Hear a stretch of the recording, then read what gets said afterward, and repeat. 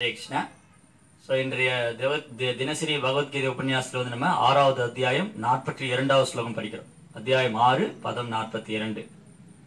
அதவா யோகினாம் ஏவ குலே பவதி தீமதாம் ஏதத்தி துர்லபதரம் லோகே ஜன்மயதி திருஷாம். மொழிபெயர்ப்பு தெய்வ திரு அபய சரணாரவிந்த பக்திவேதாந்த சுவாமி ஸ்ரீல பிரபுபாத் ஜெய் ஸ்ரீல பிரபுபாத் கி ஜெய். அல்லது நீண்ட கால யோக பயிற்சிக்கு பின்னர் வெற்றி அடையாதவர் அறிவில் சிறந்து விளங்கும் ஆன்மீகளின் குலத்தில் பிறப்பது உறுதி. இத்தகைய பிறவி நிச்சயமாக உலகில் மிக அரிதானதாகும். ஓம் தத் சத். ஓம் அக்ஞான் திமிராந்தஸ்ய ஞானாஞ்சனச்சலாகயா சத்ஸ்வரூபம் மிலிதமேனஹ தஸ்மை ஸ்ரீ குருவே நமஹ. நம ஓம் விஷ்ணு பாதாய கிருஷ்ண பிரஷ்டாய பூதலே ஸ்ரீமதே பக்தி வேதாந்த சுவாமீதி நாமினே நமஸ்தே சாரஸ்வதி தேவே கௌரவாணி பிரச்சாரிணே நிர்விசேஷ शून्यवादी पाश्चात्य देशधारिणे. जय श्री कृष्ण चैतन्य प्रभु नित्यानंद श्री अद्वैत गदाधर श्रीवासादि गौर भक्त वृंदा. हरे कृष्ण कृष्ण कृष्ण हरे हरे हरे राम राम राम हरे हरे. हरे कृष्ण.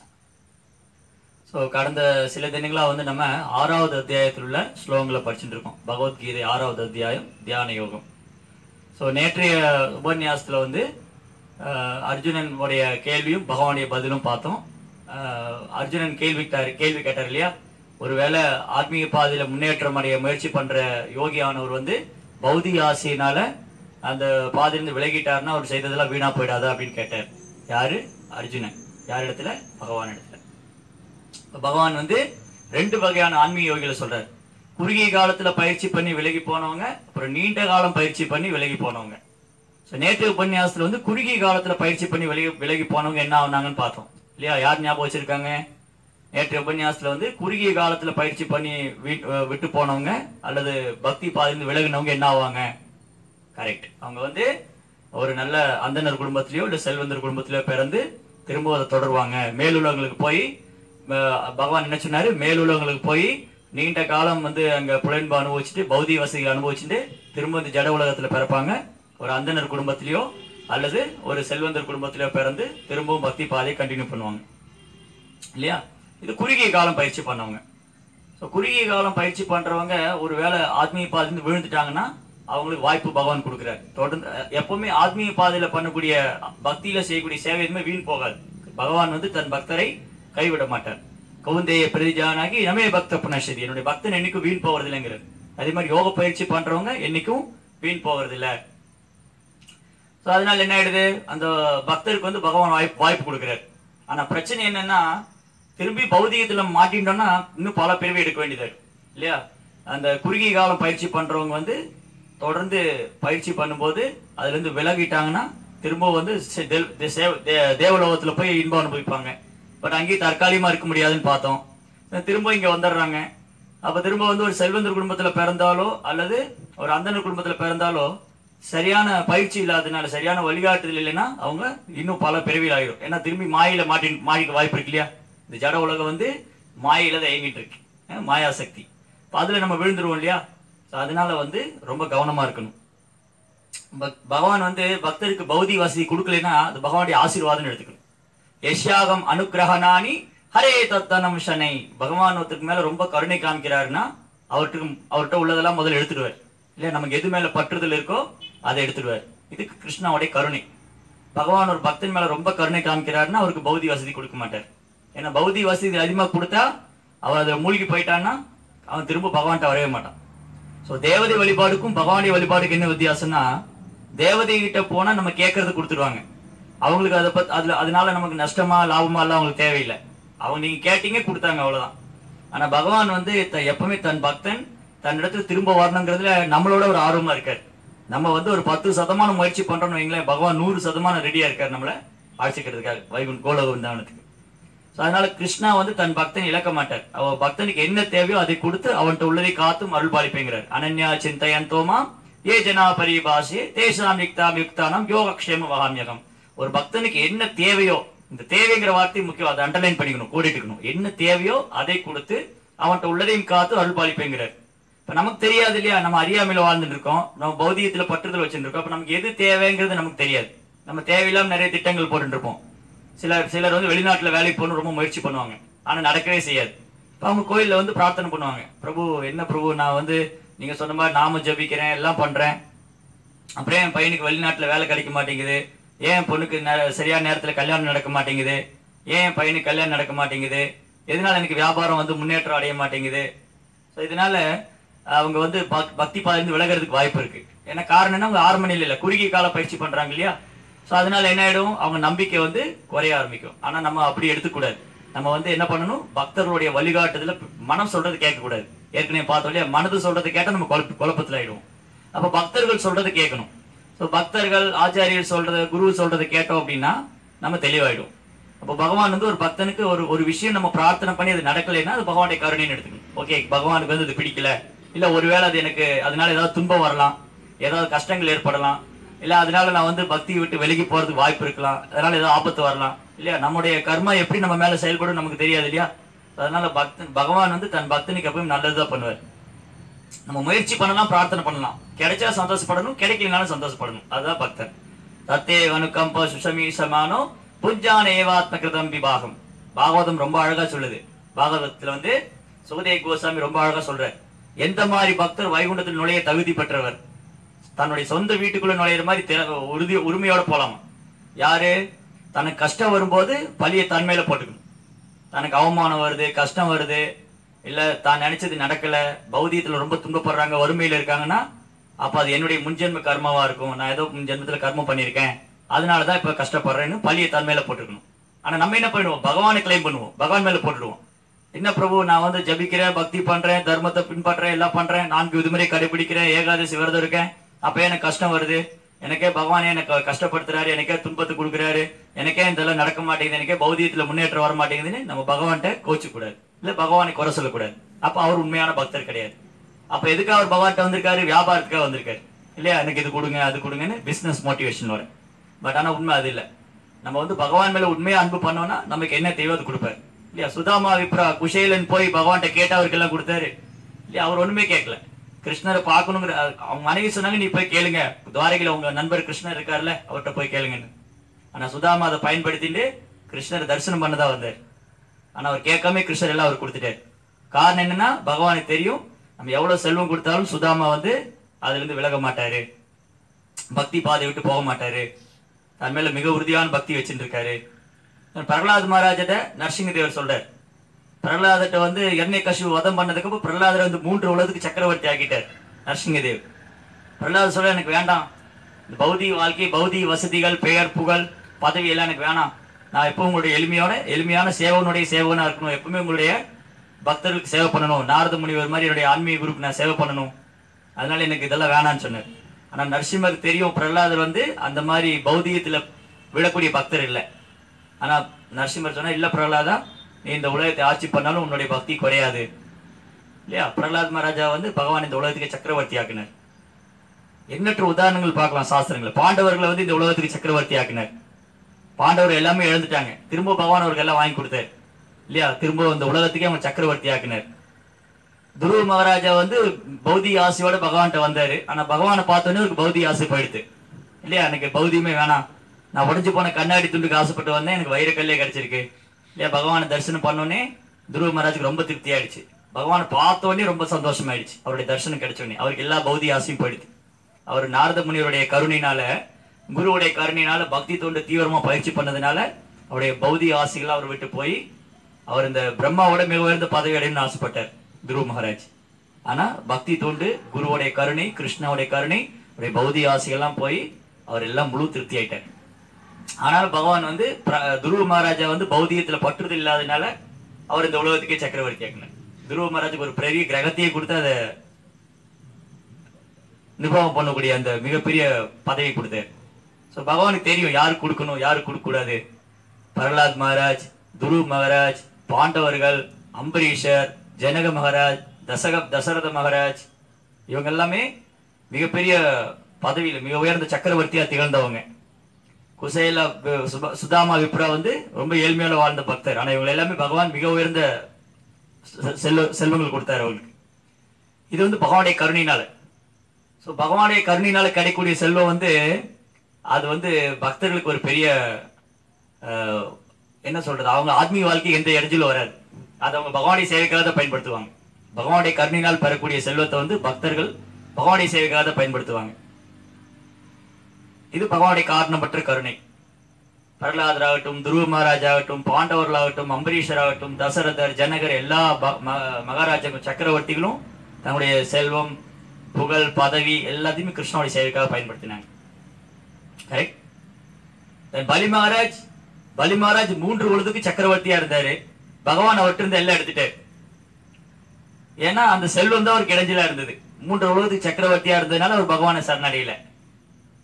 பேரளவான தர்மங்களை பண்ணி, சடங்குகள்லாம் பண்ணி, யாகங்கள்லாம் பண்ணி ஒரு இந்திரனுடைய பதவி 100 அஸ்வமேத யாகம் பண்றாரு. யாரு? பலி மகாராஜ். பகவான் வந்து தன்னுடைய காரணமற்ற கருணையை பலி மகாராஜுக்கும் கொடுத்தாரு. என்ன பண்ணாரு? பலியிட்டு இருந்து எல்லாத்தையும் எடுத்துட்டாரு இல்லையா? 3 உலகத்தையும் எடுத்து பலியை வந்து ஒன்றுமே இல்லாம செய்துட்டாரு. ஒண்ணுமே இல்லாம வெறும் கையோட நடுத்தருவில் நிறுத்திட்டாரு பலி மகாராஜ். எல்லாம் போயிடுச்சு. சொத்து, ராஜ்யம், 3 உலகங்களையும் அளந்து பெற்றுட்டார் வாமனதேவர். பலி மகாராஜுக்கு ஒண்ணுமே இல்லை. அப்ப பலி மகாராஜன் பண்ண சரணடிச்சார் பகவான்ட்ட. நான் வந்து அவர் பலி மகாராஜ் வந்து அதுக்கு வெக்கப்படலை, அவமானப்படலை. ஏன்னா நான் எவ்வளவு பாக்கியம் பண்ணியிருக்கேன். பகவானே என்கிட்ட வந்து தானம் கேட்கறதுக்காக வந்திருக்காரு. எல்லாமே அவரு தான். அப்ப பகவானுக்கு தானம் கொடுத்து நான் பெருமதை அடையிறேன்னு சொல்லி பலி மகாராஜ் அவர் சரணடைச்சார். ஆத்ம நிவேதனம் தன்னை முழுமையா பகவான் எடுத்து ஒப்படைச்சார். அதனாலதான் பலி மகாராஜா வந்து 12 மகாஜனங்கள் ஒத்துறா இருக்காரு. ஒப்பற்ற வைஷ்ணவரா திகழ்றார். பகவான் அவர் கைங்கறி பண்ணிட்டு இருக்காரு வாமன தேவர். இதுதான் பக்தி.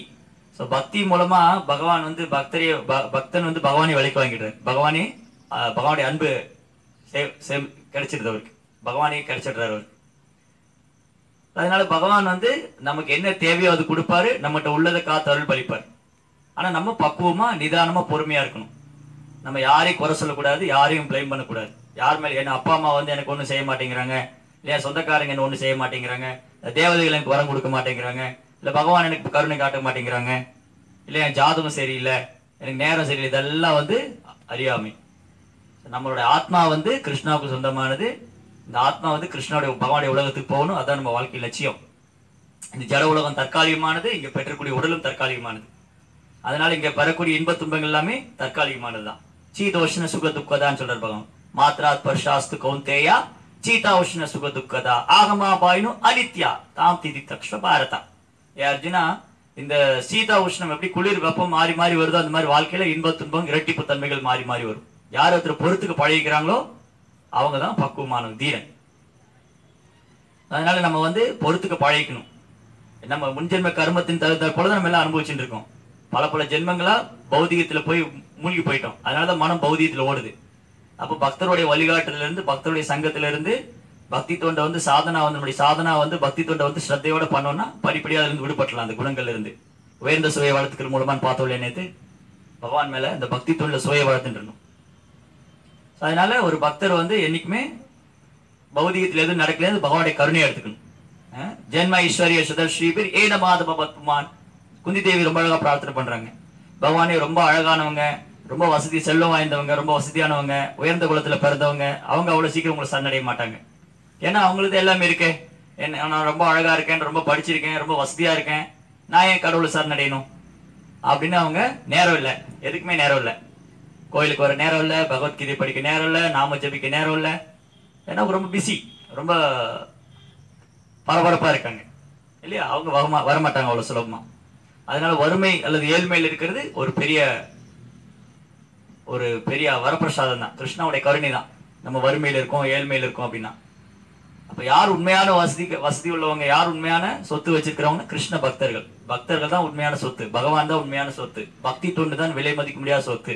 ஹரிநாமம் தான் விலை மதிக்க முடியாத சொத்து. யாரு வந்து ஹரே கிருஷ்ணா கிருஷ்ண கிருஷ்ணா ஹரே ஹரே ஹரே ராம ராம ராம ஹரே ஹரே நாம ஜபிக்கிறாங்களோ அவங்க வந்து இந்த உலகத்திலே மிகப்பெரிய வசதியை செல்வந்தன். யார் பகவானுக்கு பக்தி பண்றாங்களோ அவன் தான் மிகப்பெரிய செல்வந்தன். யார் பக்தி தொண்டுல நிலை பெற்று இருக்காங்களோ அவங்க தான் மிகப்பெரிய செல்வந்தன். ஏன்னா அவர் சேர்க்க வேண்டியது சேர்த்துட்டாச்சு. இந்த பிறவில என்ன கிடைக்கணுமோ ஒரு கிடைச்சாச்சு. பக்தி தொண்டு, நாம ஜபம், பக்தருடைய சங்கம், ஆன்மீகருடைய கருணை, கிருஷ்ணாவுடைய கருணை, திரும்ப போயிடலாம் பகவான்கிட்ட. ஆனா பக்குவம் இல்லாம நம்ம பௌத்தியத்துல பட்டுதல் மனசுக்குள்ள வச்சுட்டே இருந்தோம்னா இந்த மாதிரி வீழ்ச்சி அடைஞ்சு திரும்ப சொர்க்கத்துல போய் அங்க துன்பத்தை எல்லாம் அனுபவிச்சு திரும்ப அடுத்த பிறவி எடுத்து அதுலயே கஷ்டங்கள்லாம் அனுபவிச்சு அப்புறம் எவ்வளவு பெரிய எடுக்கும்னு தெரியாது. என்ன நம்ம எப்போ பக்குவம் ஆகும்னு தெரியாது. பக்தி தூண்ல பக்குவானதை பகவான்கிட்ட போக முடியும். அதனால பாகவதம் என்ன சொல்லுது, நமக்கு கஷ்டம் வந்ததுன்னா அதை பொறுத்துக்கிட்டு அந்த பழியை நம்ம மேல போட்டுக்கிட்டு பகவான் மேல அன்பு செய்யணும். தத்தையானு கப்ப சுசமிஷமான புஞ்சாபே ஆத்ம கிருதம் விபாகம். நல்லது நடக்குது, நல்ல சந்தோஷம் வருது, செல்வம் வருது, பெயர் புகழ்லாம் வருது, அது கிருஷ்ணனுடைய கருணை. பகவான் இந்த கருணை கொடுக்கிறாரு, இது அவருடைய சேவைக்காக தான். அப்போ புகழ் வரும்போது, சந்தோஷம் வரும்போது பகவானுடைய கருணை, நஷ்டம் இல்ல துக்கம் வரும்போது என்னுடைய கர்மம், முன்னு ஜென்ம கர்மம் அப்படின்னு பகவானை கிளைம் பண்ணாம யார் ஒருத்தர் வந்து பக்தியில் நிதானமா செயல்படுறாங்களோ அவங்க தன்னுடைய சொந்த வீட்டுல நுழையிற மாதிரி வைகுண்டத்துக்கு போகலாம். பகவான் ரொம்ப சந்தோஷமா அவர் வரவேற்க தயாரா இருப்பார் அங்குள்ள விஷ்ணு தூதர்கள்லாம், பக்தர்கள்லாம். அதனால நம்ம வந்து நிதானமா பொறுமையா பக்தி தொண்டு பண்ணணும். பௌதிக வாழ்க்கையில எல்லாமே தற்காலிகமானதாங்கிறத எப்பவுமே ஞாபகப்படுத்திக்கிட்டே இருக்கு. கிருஷ்ண பக்தி தான் நமக்கு நிரந்தரமானது. ஸோ தற்காலிகமான உலகத்துல எது வந்தாலும் அது தற்காலிகம் தான் எடுத்துக்கணும். அதனால குறுகிய காலத்துல பக்தி தொண்டு விட்டு போனவங்க பக்குவம் இல்லாதனாலையும் பக்தருடைய சங்கத்தை சரிவர பயன்படுத்திக்காதனாலையும் புரோபா புஸ்தகங்களை சரியா வாசிக்கல, சாஸ்திரங்களை சரியா படிக்கல, நாம ஜபத்தை வந்து சரியா பண்ணலைன்னா அவங்க வீழ்ச்சி அடைவாங்க. சரி, அடுத்தது இப்ப என்ன பாக்குறோம், இந்த ஸ்லோகத்துல நீண்ட காலம் பயிற்சி பண்றவங்க ரொம்ப வருஷங்களா பண்ணிட்டு இருக்காங்க, ஏறக்குறைய பகவான் மேல அன்பு வளர்த்துக்கிட்டாங்க, அவங்க வீழ்ச்சி அடைஞ்சா என்ன ஆவாங்க? நீண்ட காலம் பல வருஷங்களா வந்து நீண்ட காலமா பயிற்சி பண்றவங்க வீழ்ச்சி அடைஞ்சிட்டாங்கன்னா என்ன ஆவாங்க? ஒருவேளை இறந்து போயிட்டா என்ன ஆவாங்க? நேற்று பார்த்தோம், ஒருத்தர் உடலை விடும்போது பகவான் நினைச்சாதான் பகவான்கிட்ட போக முடியும். அந்த காலேச்ச மாமேவ ஸ்மரன் முக்துவா கலேவரம் யத்பாவம் நாதி யாத்திரை சம்சேக. இறக்கும் தருவால் யார் ஒருத்தர் என்னுடைய நினைவோடு இந்த உடலை விடுறாங்களோ என்ன அடைவாங்கன்னு சொல்றாரு. இறக்கும் தருவால பகவான் நினைக்கணும்னா வாழும்போது பயிற்சி பண்ணிட்டே இருக்கணும் இல்லையா? எம் பாபி ஸ்மரன் பாவோ திஜத்தந்தே கலேவரம் தம் தம் ஏ வைதி கவுந்தே சதா தத் பாவ பாவிதா. ஒருத்தர் என்ன உணர்வோடு இந்த உடலை விடுறாரோ அதே ஆயிடுவார். அதான் நேற்று பரத மகாராஜோட கதை சரித்திரம் படிச்சோம் முந்தா நேற்று. சோ பரத மகாராஜா வந்து மிக உன்னதமான நிலையில இருந்தார். இந்த ஸ்லோகத்துல சொன்ன மாதிரி நீண்ட காலம் பயிற்சி பண்ணி மிக உன்னதமான நிலையில இருந்த பக்தர். ஏறக்குறைய கிருஷ்ணன் மேல பாவமும் இருக்கு. கிருஷ்ணன் நினைக்கும் போது அப்படி கண்களும் தண்ணீர் வரும், அந்த மாதிரி நிலையில இருந்தார்.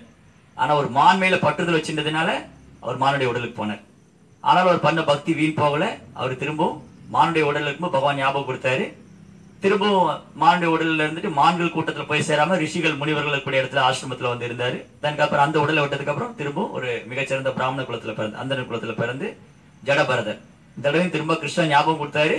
அவர் எந்த ஒரு பௌதிக காரியங்களில் ஈடுபடாம முழுக்க முழுக்க கிருஷ்ணரை தியானம் பண்ணியிருந்தார், கிருஷ்ணனை நினைச்சிட்டு இருந்தார். தென் ஜடபரதர் இந்த பூமியில ரகுகண மகாராஜாவுக்கு வந்து ஆன்மீக தத்துவங்களை போதிச்சுட்டு, அவர் குருவா இருந்து அவரை போதிச்சுட்டு அவர் இந்த திரும்ப பகவானுடைய உலகத்துல போனார்.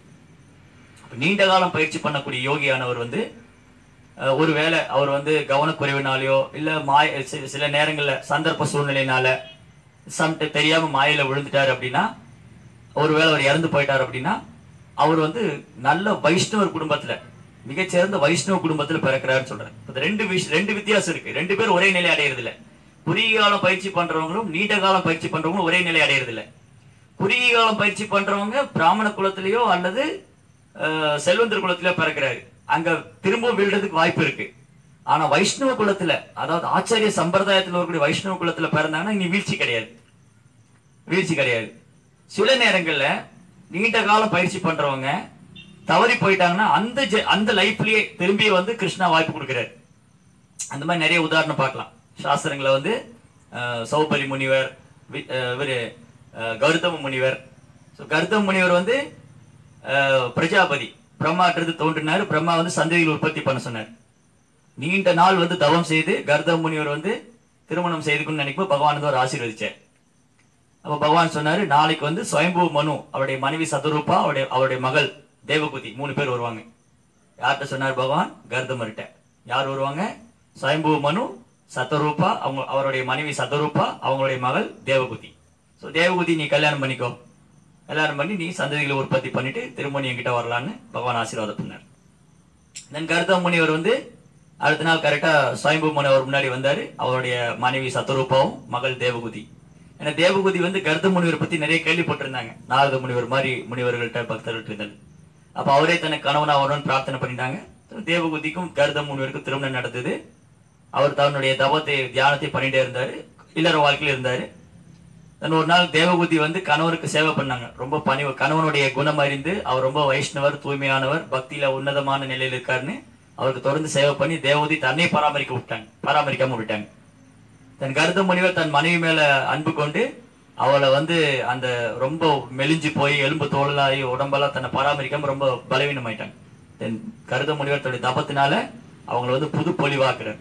பொலிவான இளமையான தேகம் உடல் இருக்கிற மாதிரி செய்துட்டு ஒரு பறக்கிற விமானம், சிட்டி, ஃபிளைங் சிட்டி, பறக்கக்கூடிய நகரத்தை உண்டு பண்ணி தன் யோக திறமையினால எண்ணற்ற பிரபஞ்சங்களையும் தேவகூதி காமிச்சார் கர்தமர். தன் தேவகூதியை சந்தோஷப்படுத்துறதுக்காக அவர் கூட சேர்ந்து நிறைய பெண் குழந்தைகள் பிறந்தது. தன் தேவகூதி பிரார்த்தனை பண்ணாங்க, எனக்கு ஒரு ஆண் குழந்தை வேணும். பகவான் கர்தமருக்கு தரிசனம் கொடுக்கும்போது அது மட்டும் சொல்லலை, நானே அவனுக்கு குழந்தையா வருவேன்னு சொல்லியிருந்தேன். அதனால 9 பெண் குழந்தைகள் பிறந்ததுக்கு அப்புறம் தேவகூதியை சந்தோஷப்படுத்துறதுக்காக அவருக்கு ஆண் குழந்தை ஒன்று பிறகு. அதான் பகவான் கபிலதேவர், தேவகூதியின் புதல்வர். ஸோ கபிலதேவர் வந்தோடனே தேவகூதியை விட்டுட்டு அவர் வந்து துறவரம் மேற்கொண்டு திரும்ப தியானம் செய்யப்படுறார் கருத முனிவர். ஸோ அந்த லைஃப்லயே அவர் பக்குவம் ஆயிட்டார். தன் கருத முனிவர் கபிலதேவர் அதே மாதிரி தான் தன் அன்னைக்கு வந்து சாஸ்திரங்கள்லாம் போதிச்சு பக்தி தொண்டுடைய தாத்பரியங்கள்லாம் சொல்லி தேவகூதிக்கு உபதேசிக்கிற மாதிரி கபிலருடைய உபதேசங்கள் நம்மளுடைய ஆன்மீக முன்னேற்றத்துக்காக எப்படி ஒருத்தர் பக்தி தொண்டு பண்ணணும், எவ்வளவு கவனமா செய்யணும், பக்தர்கள் எவ்வளவு, வைஷ்ணவர்கள் எவ்வளவு உன்னதமானவங்க, பக்தர்கள் எவ்வளவு முக்கியமானவங்கிறதெல்லாம் ரொம்ப அழகா கபிலதேவர் பாகவத்தில் கொடுத்துருக்காரு 3வது ஸ்கந்தத்துல. ஸோ இந்த அற்புதமான இந்த தேவகூதிக்கும் கபிலருக்கும் நடந்த உரையாடல வந்து பிரபுபாதர் தனியார் புஸ்தகமே போட்டிருக்காரு. பகவான் கபிலரின் யோக முறைகள், போதனைகள் ரொம்ப அற்புதமா இருக்கும். ஸோ இப்படி கபிலதேவர் வந்து தன் அன்னைக்கு சாஸ்திரங்களை போதிச்சுட்டு அவரும் பக்தி தொண்டில் வந்து பயிற்சி பண்ணிட்டு இருக்காரு. அதே மாதிரி சௌபரி முனிவர் வந்து வெளியில இருந்தா பௌதிகத்துல ரொம்ப துன்பம் இருக்குன்னு சமுத்திரத்துக்கு அடியில, அதாவது யமுனையுடைய ஏரிக்கு அடியில, யமுனா நதியில அந்த ஏரிக்கு அடியில போய் தவம் செய்துட்டு இருக்காரு பல ஆயிரம் வருஷங்கள். தன் 2 மீன் வந்து சந்தோஷமா இருக்கிறத பார்த்தோன்னே கர்தமருக்கு சரி சௌபரி முனிவருக்கு ஆசை வந்துட்டு தானும் அனுபவிக்கணும். தனது யமுனையில இருந்து வெளியில வந்து மதுராவனுடைய சக்கரவர்த்தி மாந்தாதன் ஒரு ராஜா இருந்தார். மாந்தாதாட்ட போய் அவருக்கு 9 மகள்கள் இருந்தாங்க, அவங்களை கல்யாணம் பண்ணிக்கணும்னு கேட்டுட்டார். மாந்தாதாக்கு பயம் வந்துருச்சு. என்னடா முனிவர் வந்து கேட்கிறார், ஒரு பிராமணர் குடுக்கலன்னு சொன்னா அவர் வந்து சபிச்சுடுவாருன்னு பயம் வந்தது. ஏன்னா அந்த முனிவர் ரொம்ப வயசானவர், உடம்பெல்லாம் மெழிஞ்சு போய் தாடியெல்லாம் வந்து ஜடாமுடியெல்லாம் வச்சுட்டு எந்த பொண்ணு கல்யாணம் பண்ணிக்குவாங்க. மாந்தாதா சொன்னாரு, சௌபரி முனிவரே நீங்க வந்து கேட்கறீங்க, நான் இல்லைன்னு சொல்ல முடியல, ஆனா என்னுடைய 9 பொண்ணு இருக்காங்க, 9 பேரை கூப்பிடுறேன், உங்களுக்கு யாருக்கு உங்களை பிடிச்சிருக்கோ கல்யாணம் பண்ணிக்கிட்டும். 9 பெண்களும் வந்தாங்க. சௌபரி முனிவர் புரிஞ்சுட்டாரு, என்ன இப்படி வயோதிக தோற்றத்துல ஜடாமுடியெல்லாம் பார்த்தா எந்த பொண்ணு கல்யாணம் பண்ணிக்க மாட்டாங்க. அதனால தன்னுடைய யோக சித்தினால சௌபரி முனிவர் தன் ஒரு அழகான இளமையான வாலிபனா மாத்திட்டார். ரொம்ப அழகு. இந்த 9 பொண்ணுகளும் பார்த்தாங்க, அவங்க 9 பேருமே அவர் கல்யாணம் பண்ணிக்கிறேன்ட்டாங்க. எப்படி நீண்ட பல்லாயிரம் வருஷங்கள் வந்து அவங்க கூட இன்பம் அனுபவிச்சார் சௌபரி முனிவர். அப்புறம் தான் ஒரு நாள் புரிஞ்சுது, ஐயோ நான் என் வாழ்க்கையை வீண் பண்ணிட்டேனே, என்னுடைய தவத்தை வீண் பண்ணிட்டேன், யோக சக்தியை வீண் பண்ணிட்டேன், எல்லாத்தையும் வீண் பண்ணி இந்த புலன்பத்தில் மூழ்கி போயிட்டேனே அப்படின்னு சொல்லி திரும்பவும் அந்த வாழ்க்கையிலே வந்து பக்குவம் அடைஞ்சார் சௌபரி முனிவர். ஸோ இந்த மாதிரி சில அபூர்வமான விஷயங்கள்ல சௌபரி முனிவர் அப்புறம் கர்த முனிவர் இந்த மாதிரி உள்ளவங்களுக்கு வந்து சில இதெல்லாம் நடந்திருக்கு. இந்த மாதிரி நிறைய பாகவதத்தில் பார்க்கலாம். இதெல்லாம் பகவான் ஏற்பாட்டில் நடந்தது. அப்படி நீண்ட காலம் பயிற்சி பண்ணக்கூடியவங்க ஒரு வேலை அதுல இருந்து விலகிட்டாங்கன்னா அந்த யோக பயிற்சியிலிருந்து சந்தர்ப்ப சூழ்நிலையினால இல்ல காலத்தினுடைய இதனால இந்த பகவானுடைய ஏற்பாட்டினால அவங்க அது விழுந்துட்டாலும் திரும்ப வந்து அந்த பிறவிலே அவங்க அதை அடைஞ்சிருக்காங்க. இல்லைன்னா அடுத்த பிறவில வந்து ஒரு நல்ல வைஷ்ணவ குடும்பத்துல, ஆச்சாரிய குடும்பத்துல, ஏன்னா ஆச்சாரிய வைஷ்ணவ குடும்பத்துல பிறக்கிறது ரொம்ப ரொம்ப புகழ் வாய்ந்தது, ரொம்ப ரொம்ப புகழ் வாய்ந்தது. ஏன்னா சின்ன குழந்தையிலிருந்தே அவங்களுக்கு கிருஷ்ண பக்தி கிடைச்சிடும், சின்ன குழந்தையிலிருந்தே. அதனால வைஷ்ணவ குடும்பத்துல பிறக்கிறதுங்கிறது ரொம்ப ரொம்ப புகழ் வாய்ந்ததுங்கிறார் பிரபுபாதர். அதனால பிரபுபாதர் என்ன சொல்லுவாருன்னா, கிரகஸ்த பக்தர்கள் குழந்தை பிறந்ததுன்னா இந்த குழந்தை வைகுண்டத்துல அனுப்பப்பட்ட குழந்தைன்னு சொல்லுவார். இந்த குழந்தையில வைகுண்டா சில்ட்ரன்ஸ் சொல்லுவார். ஏன்னா அந்த குழந்தை ரொம்ப பாக்கியம் பண்ணிருக்கு, அப்பா ஒரு பக்தர் அம்மாவும் பக்தர் அப்படின்னா அந்த குழந்தைக்கு வேற என்ன வேணும்? சின்ன வயதுல இருந்தே அது பாக்குறது பேசுறது எல்லாமே கிருஷ்ண பக்தியா தான் இருக்கும். கேட்கறது கீர்த்தனம், பேசுறது கிருஷ்ணா பத்தி, பாக்குறது எல்லாமே கிருஷ்ண உணர்வா இருக்கும். அப்படி இருக்கணும், அந்த மாதிரி நம்ம வாழணும் இல்லையா? பிரபுபாதர் வந்து ரொம்ப பணிவோட ரொம்ப அடக்கமா உதாரணம் கொடுக்கிறார். 2 பேர், அவரே தன்னையே ஒரு உதாரணமா கொடுத்தாரு, அவருடைய குருமார் சில பக்தி சித்தாந்த சரஸ்வதி தாக்கூர் 2 பேரையும் உதாரணமா சொல்றாரு. ஒருவேளை யோக பயிற்சியில தவற விட்டுட்டவங்க திரும்ப ஒரு நல்ல வைஷ்ணவ குடும்பத்துல பிறந்து ரொம்ப சுலபமா சின்னதுல இருந்து பக்தி தொண்டு பண்ண ஆரம்பிச்சிருவாங்க. ஆனா உண்மையில பக்தி சித்தாந்த சரஸ்வதி தாக்கூரும் சில பிரபுபாதர் வந்து பகவானால் இந்த உலகத்துக்கு அனுப்பி வைக்கப்பட்டவங்க. ஆனா பிரபுபாதர் ரொம்ப பணிவோட இந்த உதாரணத்தை கொடுக்கிறார். எப்படி அவங்க சின்ன வயதுல இருந்தே கிருஷ்ண பக்தி கிடைச்சது இல்லையா? பக்தி சித்தாந்த சரஸ்வதி தாக்கூரை வந்து அவங்க அப்பா வந்து பக்தி வினோத் தாக்கூர் ஒரு மிகப்பெரிய ஆச்சாரியர். அவர் பக்தி வினோத் தாக்கூருக்கு வந்து நிறைய குழந்தைகள் 10-13 குழந்தைகள் இருந்தாங்க. ஆனா அவர் எல்லாரும் கிருஷ்ண பக்தியில பயிற்சி கொடுத்தாரு. இத்தனைக்கு அவர் ஒரிசால வந்து கோர்ட்ல மேஜிஸ்ட்ரேட் ஜட்ஜா இருக்கிறாரு, நீதிபதியா இருக்காரு. அதே சமயத்துல இல்லற வாழ்க்கையும் பாத்துக்கிறாரு, பிரச்சாரம் செய்யறாரு, புத்தகம் எழுதுறாரு, புத்தகத்தை வந்து மொழிபெயர்ப்பு செய்யறாரு, எவ்வளவு சேவைகள் பண்ணுவார். மிக சொல்ப நேரங்கள் தான் தூங்குவார். யாரு? பக்தி வினோத் தாக்கூர். அவர் கோர்ட்ல இருந்து வரும்போது வீட்டுல வரும்போது பார்த்தா அவங்க வீட்டுல ரொம்ப அற்புதமா இருக்கும். ஒரு பையன் வந்து பகவத்கீதை படிச்சுட்டு இருப்பான், ஒரு பையன் வந்து நாம ஜபிச்சுட்டு இருப்பான், ஒருத்தவங்க பூஜை பண்ணிட்டு இருப்பாங்க, அவங்க மனைவி வந்து போகா தயார் பண்ணிட்டு இருப்பாங்க, ஒருத்தவங்க கீர்த்தனை பாடிட்டு இருப்பாங்க. அப்போ ஒரு வீட்டுக்கு வந்தா இது என்னோட வீடு இல்ல, இது வைகுந்தம்னாரு, இது கோலோ விருந்தாவனம்னாரு. ஏன்னா அவ்வளவு பக்தி அவங்க வீட்டுல எல்லாரும் பக்தி தொண்டு பண்றாங்க.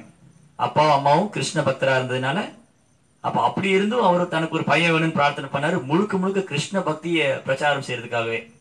அவர் தான் பக்தி சித்தாந்த சரஸ்வதி தாக்கூர். பிரார்த்தனை பண்ணி இந்த குழந்தை வந்து எனக்கு வேணும், அவனை முழுக்க முழுக்க கிருஷ்ண பக்தியை பிரச்சாரம் அந்த மாதிரி பயிற்சி கொடுத்தாரு. சின்ன வயதுல இருந்தே பக்தி சித்தாந்த சரஸ்வதி தாக்கூருக்கு பக்தி வினோத் தாக்கூர் நிறைய தத்துவம் பகவத்கீதை பாகவதம் எல்லாம் போதிச்சார். 6 வயசு இருக்கும்போதே அவர் பகவத்கீதை ஒரு ஸ்லோகம் எல்லாம் சொல்லுவார். சின்ன பையனா இருக்கும்போது அவர் சித்தாந்த சரஸ்வதி பட்டம் வாங்கிட்டார். 7 வயது இருக்கும்போது கூர்மா விக்கிரகத்தை வழிபாடு பண்ணார். இந்த மாதிரி அவர் சின்ன வயதுல இருந்தே அவங்க அப்பா வந்து பல புனித ஸ்தலங்களுக்கு யாத்திரை கூட்டிட்டு போய் அவருக்கு பயிற்சி கொடுத்து நிறைய கேள்விப்பட்டிருக்கோம் அவருடைய மகிமைகள். சின்ன வயதுல இருந்தே எந்த அளவுக்கு அவரு ரொம்ப உறுதியான ஆச்சாரியரா இருந்தார். அவரு இளம் வயசுல இருக்கும்போது ஒரு தடவை பிராமணர்களுக்கு மத்தியில போய் பேசினார். அந்த சமயத்துல வந்து பிராமணர்களா வந்து பிறவியில பிராமணரா இருக்கிறது தான் உயர்ந்ததுன்னு சொல்லிட்டு இருந்தாங்க. அப்ப இவர் போய் சாஸ்திரங்களை எடுத்து கொடுத்து இல்ல பிறவியில மட்டும் ஒரு பிராமணன் ஆயிட முடியாது அப்படின்னு ரொம்ப அற்புதமா சாஸ்திரங்கள் இருந்து பிராமண தகுதி எவ்வளவு உன்னதமானது, அது யாரும் எப்படிலாம் அடைய முடியும், அதுக்குண்டான பயிற்சி இருக்கணும், யாருன்னாலும் பிராமண தகுதி அடைய முடியும் அப்படிங்கறத ரொம்ப அழகா சாஸ்திரங்கள் கொடுத்தாரு சின்ன வயதிலேயே. அந்த மாதிரி ஒரு பெரிய ஸ்காலர் பண்டிதர் யாரு? பக்தி சித்தாந்த சரஸ்வதி தாக்கூர். அதே மாதிரி பிரபுபாதரும் வைஷ்ணவ குடும்பத்துல பிறந்தார்.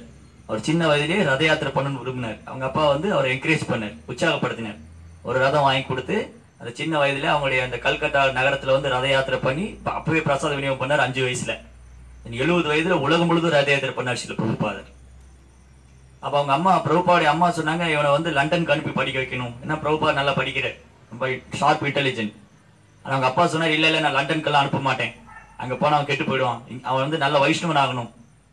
அவங்க அப்பா வந்து எப்பவுமே பிரபுபாத் நல்ல வைஷ்ணவர் ஆகணும்னு விரும்பிட்டே இருந்தார். ஒருபோதும் அவர் வந்து பௌதியத்துல போயிடக்கூடாது.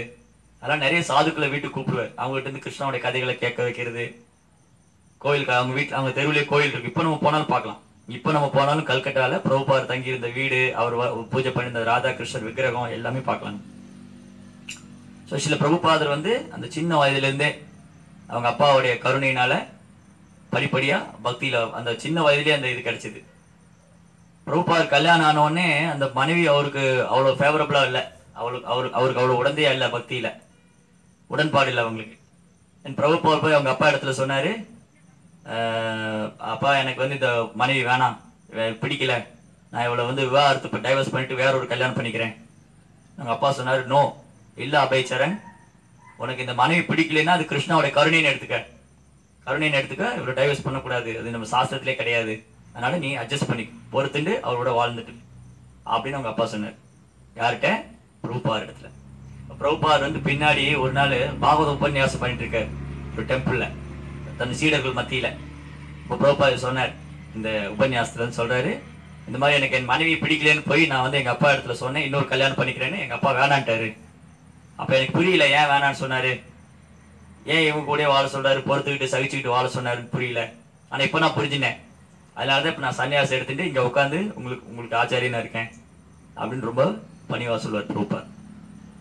இந்த மாதிரி பிரபுபாதர், பக்தி சித்தாந்த சரஸ்வதி தாக்கூர் இவங்கெல்லாம் வந்து மிக உயர்ந்த வைஷ்ணவ குலத்துல பிறந்தாங்க. பிரபுபாத் ரொம்ப அழகா சொல்றார் பொருளுரையில. இப்போ நிறைய வைஷ்ணவ சம்பிரதாயங்கள் இருக்கு, குடும்பங்கள் இருக்கு. ஸ்ரீரங்கத்துல, நவதீபத்துல, அப்புறம் விருந்தாவனத்துல, இந்த கோசாமிகளுடைய வம்சத்துல வர்றவங்க, ஸ்ரீ வைஷ்ணவ சம்பிரதாயத்துல வர்றவங்க, நம்ம கௌடி சம்பிரதாயத்துல வர்றவங்க, இந்த மாதிரி மிகச்சிறந்த வைஷ்ணவர் இப்போ இருக்காங்க, நிறைய பேர் இருக்காங்க. ஆனா துரதிருஷ்டவசமா பிரபுபாத் என்ன சொன்னாங்க, நிறைய பேர் பயிற்சி இல்லை, சரியான பயிற்சி இல்லை, வழிகாட்டுதல் இல்லை, சாஸ்திரம் படிக்கிறது இல்லை, அதனால அப்படியே செதஞ்சு போயிடுச்சு. ஆனா இன்னும் பண்ணிட்டு இருக்கிறவங்க இருக்காங்க, அதை ஃபாலோ பண்ற பயிற்சி பண்ணக்கூடியவங்களும் இருக்காங்க.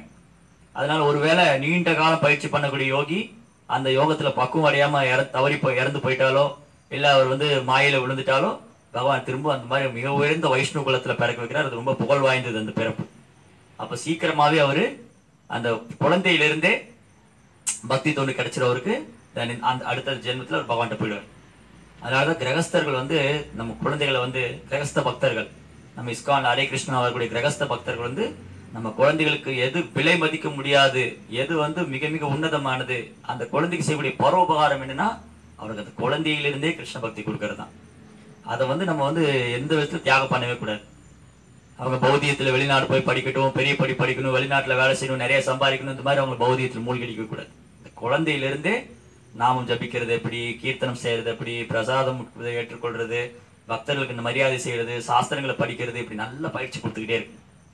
நல்ல பக்தர்களா உருவாக்கணும், நல்ல பக்தர்களா உருவாக்கணும். அதுக்காக தான் பகவான் அந்த குழந்தை நம்மகிட்ட அமைச்சிருக்காங்க.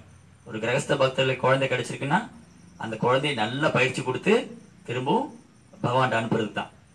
அந்த ஒரு சேவை வந்து பகவான் கிரகஸ்த பக்தர்கள் கொடுக்குறாரு. நம்ம அப்படிதான் பார்க்கணும். அந்த குழந்தைக்கு செய்யக்கூடிய மிகப்பெரிய உபகாரம் என்னது, அவங்களுக்கு கிருஷ்ண பக்தி கொடுக்கறது தான். அவங்களை பௌதியத்துல மூழ்கடிச்சிடக்கூடாது. பௌதிகத்துல மூழ்கடிச்சு வெளியே போயிட்டாங்கன்னா அவ்வளவுதான். வெளியில போய் ஸ்கூல்ல காலேஜ்ல எல்லாம் படிச்சாங்கன்னா அந்த அந்த சங்கம் வந்து அவங்கள மாத்திடும், அவ்வளவுதான். அப்புறம் அவங்கள பக்தியில மறந்துட வேண்டியதான். அதனால நம்ம ரொம்ப கவனமா இருக்கணும். நம்ம பாக்குறோம் இல்லையா, குழந்தைங்க வந்து எவ்வளவு அழகா கீர்த்தனம் செய்யும்போது பாடுறாங்க, டான்ஸ் ஆடுறாங்க, மிருதங்கம் கர்த்தாலாம் வாசிக்கிற எவ்வளவு ஆர்வமா இருக்காங்க. ஏன்னா உபன்யாசம் டைம்ல மட்டும் அவங்களால உட்கார முடியாது. ஏன்னா அந்த குழந்தைகளோட துருதுருத்தனம் இருக்கு இல்லையா, அந்த குழந்தைகள் வந்து இங்க எங்கேயும் ஓடும் விளையாடும். அதனால உபன்யாசம் பண்ணும்போது மட்டும் அவங்களால உட்கார முடியாது. கொஞ்சம் விளையாடுவாங்க, இல்லை பேசுவாங்க, சண்டை போட்டுக்குவாங்க. பட் ஆனால் பார்த்தீங்கன்னா பிரசாதம் சாப்பிட்றது, கீர்த்தனம் செய்யறது, ஸ்லோகம் படிக்கிறது, இது மாதிரி டான்ஸ் ஆடுறது, எவ்வளோ விஷயங்கள். அந்த குழந்தை எவ்வளோ ஆர்வமா இருக்காங்க. அப்போ அந்த ஆத்மா வந்து ஏதோ பாக்கியம் பண்ணிருக்கலையே, அதனால தான் வைஷ்ணவ குழந்தையா வந்து. அதனால ஒரு வைஷ்ணவ கிரகஸ்த பக்தர்கள் தங்களுக்கு கிடைச்ச குழந்தைய வந்து நல்ல பக்குவமான பக்தரா உருவாக்கி அவங்களை பகவான் அனுப்பக்கூடிய மிகப்பெரிய சேவை வந்து பகவான் நமக்கு கொடுத்துருக்காரு. அதனால நம்ம அந்த குழந்தைகளை சாதாரணமான குழந்தைகளை நினைக்கக்கூடாது. ஒரு வைஷ்ணவருக்கு பிறந்த குழந்தைய வந்து சாதாரண குழந்தைய நினைக்கக்கூடாது. அதனால அந்த குழந்தைக்கு நம்ம கொடுத்துட்டே இருக்கணும் நிறைய கிருஷ்ண பக்தி. எந்த அளவுக்கு கொடுக்குறோமோ அந்த அளவுக்கு நம்ம அவங்களுக்கு மிகப்பெரிய உபகாரம் செய்யறோம். பின்ன அவங்க வந்து அதை எடுத்துக்கிட்டு எண்ணற்ற பேரை அவங்களால விடுவிக்க முடியும். பிரபுபாதர் மாதிரி பக்தி நமக்கு தெரியாது. நம்ம குழந்தைகள் நாளைக்கு யாராவது பிரபுபாதர் மாதிரி ஆச்சாரியரா வரலாம், பக்தி சித்தாந்த மாதிரி ஆச்சாரியரா வரலாம். அது நம்ம எந்த அளவுக்கு அவங்களை பயிற்சி கொடுக்குறோமோ அதுல இருக்கு. குருவுடைய கருணையினால, கிருஷ்ணனுடைய கருணையினால நம்ம வந்து ரொம்ப எளிமையா பணிவா அவங்ககிட்ட பிரார்த்தனை பண்ணி அந்த குழந்தைகளுக்கு நல்ல பயிற்சி கொடுத்தோம்னா பின்னாடி நிறைய பிரச்சாரம் செய்து நிறைய பக்தர்கள் உருவாக்கக்கூடிய மிகச்சிறந்த பக்தர்களை உருவாவாங்க. அதனால இந்த ஸ்லோகத்துல சொன்ன மாதிரி நீண்ட காலம் பயிற்சி பண்ணக்கூடியவர் வந்து ஒருவேளை இறந்துட்டாரோ வீழ்ச்சி விட்டுட்டாலோ நல்ல மிகச்சிறந்த வைஷ்ணவ குடும்பத்துல உன்னதமான பக்தர் குடும்பத்துல பிறந்து சீக்கிரமாவே அந்த சின்ன வயதுல இருந்தே பயிற்சி பண்ணி அவர் வந்து உன்னதமான பக்தர் ஆயிடுவார். ஹரே கிருஷ்ணா.